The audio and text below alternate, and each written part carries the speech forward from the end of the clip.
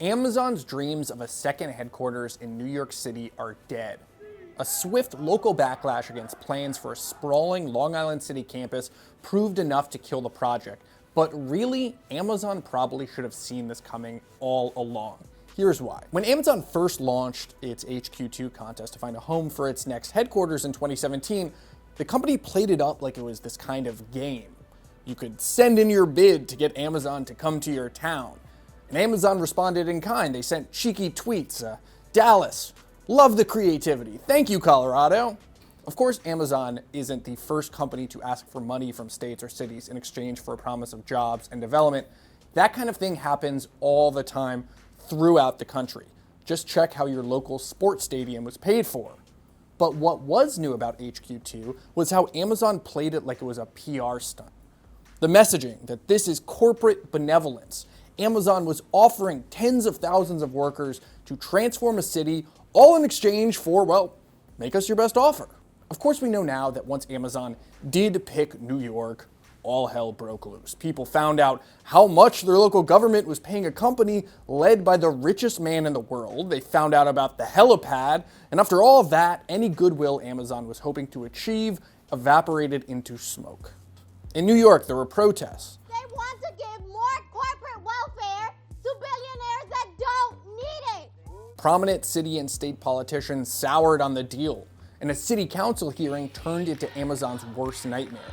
Concerns about rising housing costs, about an already strained infrastructure, about Amazon's treatment of unions, all were laid bare.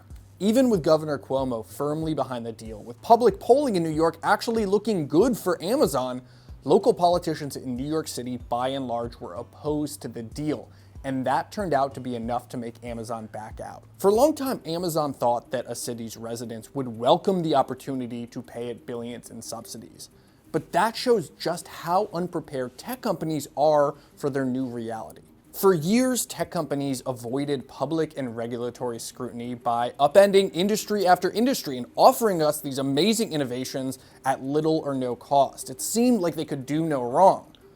But after a punishing 2018 for big tech, the rose-colored glasses have come off. Cambridge Analytica, data hacking, online harassment, union busting, antitrust concerns, all of those have bubbled up and combined to inform a public sentiment that's a lot different than it was even 2 years ago. Now you have politicians like Alexandria Ocasio-Cortez who have taken up the fight against big tech and have given the backlash a prominent voice in DC.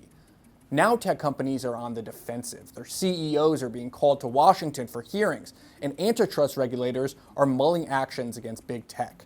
The backlash against HQ2 came from a combination of the larger public sentiment of big tech turning sour with the very local concerns of what Amazon's presence would do to Long Island City. Now, the broad public backlash to big tech might be fairly new, but the concerns about housing and corporate handouts, unions, all of those aren't new. Amazon could have seen them coming. In 2017, Amazon thought it would be welcomed with open arms. In 2019, it's running away.